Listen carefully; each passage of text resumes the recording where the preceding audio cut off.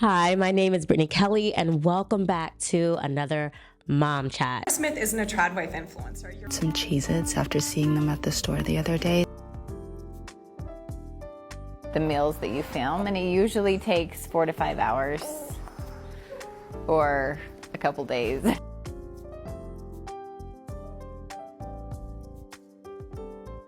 In this Mom Chat episode, we are going to be talking about trad wives. That has been all over my timeline. People have a lot of opinions about them.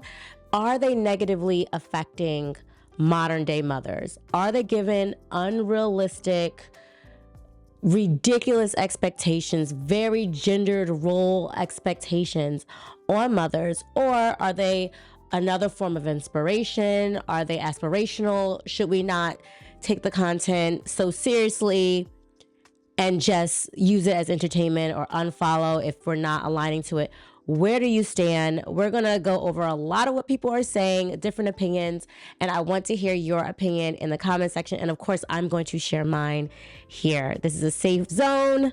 We respectfully disagree here. So if that is your jam, let's go ahead and get into the conversation. What is a trad wife? I know I saw the term trending under the names of Nara Smith and Ballerina Farm, who both are on TikTok and Instagram, and people were calling them trad wives. So trad wife is short for traditional wife. And when we think of a traditional wife, a lot of us have different images that come to mind. But I think in this instance, we're really referring to women of that 1950s era who were stay-at-home wives and mothers, and they cooked all day, they cleaned all day, they wore certain types of outfits, and so on and so forth. There's a particular creator that is on TikTok who really loves to glamorize the traditional wife or the trad wife look. Now, being a girl who was raised by the older generation, because I was raised by my grandparents, they were my mom and dad, I really lean into the style of the 1950s because that's when they were kind of young, and their style really was set on that trend even when I was growing up. So I always leaned toward those things. So when I see those types of outfits and such, I personally don't think, oh my God, this is so offensive, because it's harkening back to a day where women had less rights and men were controlling things and so on and so forth.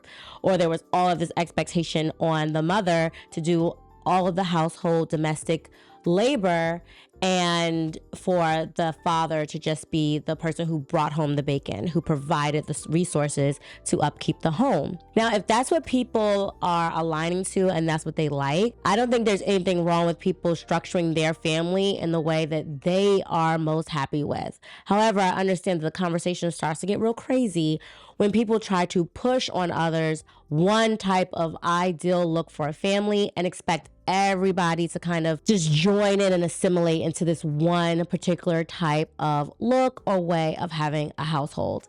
And you can see in the comment section of some of these creators, some male viewers really starting to make comments about how they wish all women were like that, or most women, or just using that as an opportunity to put down other women who don't choose to live the same lifestyle, or other mothers who are trying to balance working as well as all of these domestic tasks where the husband may only be balancing working, that's it, and isn't expected to pull as much weight inside the house. No one wants that type of role being pushed on you where you're being burnt out. So that's where the conversation is going. The conversation is going towards these people who are sharing this type of content are putting forth unrealistic expectations on today's mothers, and that they need to disclose more information about themselves. Let's get into what that means and how I personally don't think this applies to these creators. Smith isn't a trad wife influencer. You're either a neoliberal capitalist feminist, you have internalized misogyny to unpack, or you are so brainwashed by America that you think it is this normal to be disconnected from your food. Let's get into all three, and I'm ready for the backlash on this one. Not only is it abnormal to be this disconnected from the food that you eat, it is uniquely American. People in Guatemala are grinding their own corn to make tortillas. People in China are making their own dumplings from scratch. People in Germany are making their own bread. People in Italy are making their own pasta and cheese. It's not that serious. It's not. First, I want to make it clear that I do not view Nara Smith or Hannah from Ballerina Farms as trad wives. This creator right here talks about that as well, and I agree with a lot of her points. I'm going to let you listen. What am I not understanding about Ballerina Farm and Nara Smith becoming the face of like the resurgence of tradwife culture? Those are unbelievably successful working women. And what you are observing is their work? What do you think a tradwife is? Like they have children that they love and care for, but like they cook? It's like calling Rachel Ray a trad wife because she has a cooking show. Especially Nara Smith, she's like always talking about her and her husband, how they split childcare. Like that is not trad wife. What am I not? So when we are viewing their content, we are viewing the fruit of their labor. They are actually working. A social media influencer, model, things like that are viewed as less of a real job because it is so dominated by women. And I can see how in our society that tends to be a recurring theme. For instance, when I was a little kid, I wanted to be a teacher. I was really good at school. I had great grades, and I would tell people, I want to grow up and I want to be a teacher. Now, teachers are mostly female, and we know how valuable teachers are. Yet in my American society, they are not treated as the creme de la creme of the most important people in our society. In fact, they're underpaid and they aren't respected as much. Because when I used to tell people that I wanted to be a teacher, they would tell me, no, you have good grades. You should be a doctor or a lawyer. Basically, someone who has good grades and shows a bright future should go after something that is far more respected and far more paid than being an educator. I found this to be incredibly offensive because I was raised by an educator, by a teacher. However, that kept recurring. And I do believe that it has something to do with the fact that the teaching career is heavily female. But you let me know what you think about that. So you see these two women as the, examples of trad wife that they're using on social media. And they are not necessarily trad wives because their only role in life isn't just to take care of their family and the domestic requirements of their home. Although if that were the case, that is enough. That's a lot of work. You should see the playroom that I'm sitting in right now. There's a reason that the camera is angled this way because mama has a bunch of domestic work. Over there is this huge pile of laundry. Huge that I don't want to touch. Okay, I'm just here talking to you guys.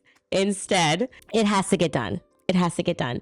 And it is a long work. It is tedious work managing a household. Let us never discount that is real work. And that is a real job, even if you aren't getting paid to do it, even if you aren't creating content around it to get paid to do it. It's still hard work. But these women are working mothers. They are business women, and they are trying their best to give you their content that is around that.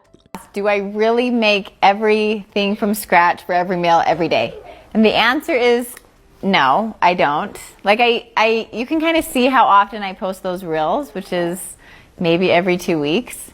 And that's really the only time that I put all the components into one meal and have it a cohesive meal, because it does take a good amount of time. And that's another question I get asked is how long does it take to make the meals that you film? And it usually takes 4 to 5 hours or a couple days, depending on what I'm doing. One creator said that this inherently gendered trad wife trend is extremely harmful to the modern day woman, and that asking them to disclose more information or asking for more regulation around what is shared on social media, she was specifically talking about trad wives here though, is not out of the question, is not too far-fetched. I find it very weird that you require of women who have a business that they're marketing on social media that they give you a full account of how they take care of their children.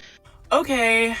Interesting. We do not just require women to disclose their finances and the honesty of their marketing. It's actually also politicians and CEOs and founders like Flip on C-SPAN. Very smart to bring up children. I know that children were like always trying to save them, but the fact is that the only reason children are in the conversation right now because the brand has chosen to exploit them in the name of profit. If a man was doing what these tradwife accounts were doing and he was succeeding at it, I would absolutely be wanting to talk about it. But you're right, that's not going to happen. Because, of course, like most industries, like private equity, this industry of influence is gendered. Homemaking and motherhood are a distinctly gendered form of marketing, and they're a highly profitable industry. It used to be that just men would profit off of homemaking, and now women can too because of influencing. Thanks to social media, women, mostly white women, can now profit directly off of all the spheres of influence that have kept them from succeeding in any other industry. And this is my final point. I am increasingly worried by the number of people in this conversation who are saying that it is a matter of individual responsibility or intelligence to know how to avoid, not engage with, or otherwise not be influenced by these accounts. Might I remind you of a little thing that has worked pretty well for humans so far? Regulation. Do you think that if a woman is a wife and a mother sharing content of her cooking homemade meals for her family, that she is supposed to disclose to you and I how much money her husband makes, how much money she makes, or her husband's father or her mother? Although I understand regulation is very important across many different industries, and yes, it's going to be important in social media as well, especially for minors, I call boundaries on this. I don't think that outside of doing a partnership that these creators need to share more about their families than they feel comfortable sharing. If it's not directly related to them selling a product or service, I don't think that's any of my business, you know?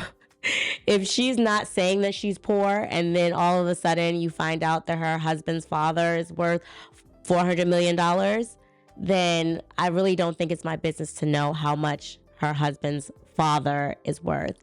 This is a lifestyle that Ballerina Farm decided for herself. Personally, I began following Ballerina Farm back, I don't even know what year that was, but she had maybe 50,000 followers on Instagram, maybe less.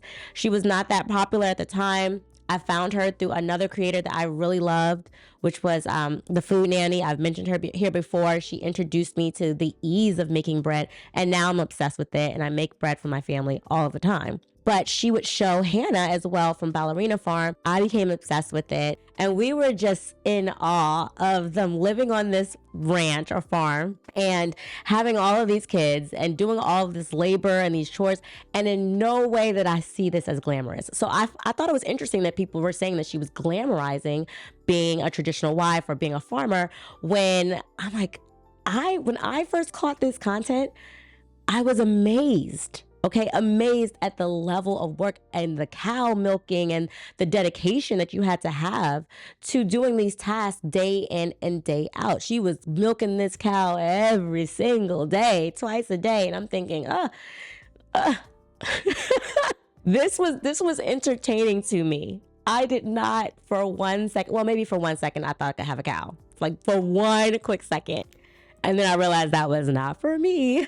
But it felt more inspirational to me. It felt more entertaining to me. I certainly didn't put the pressure on myself to live the lifestyle that she clearly decided to live.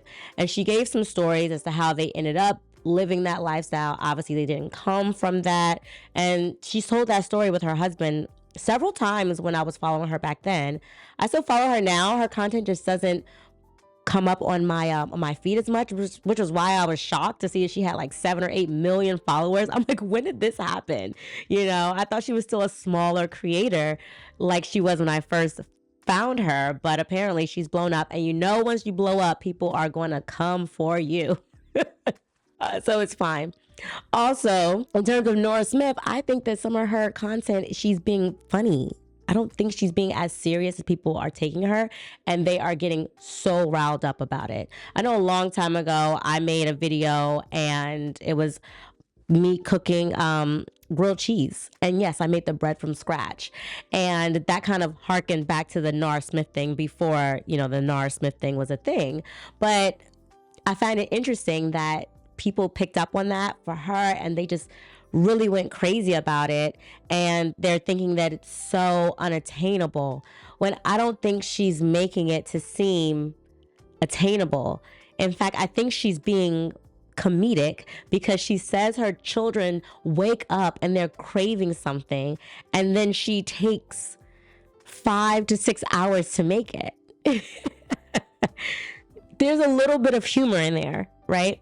And I think we do need to take it as entertainment and not as harmful as some people are making it out to be. Here is the flip side and the reality of that, which is not everyone has the same way of seeing this content as I do.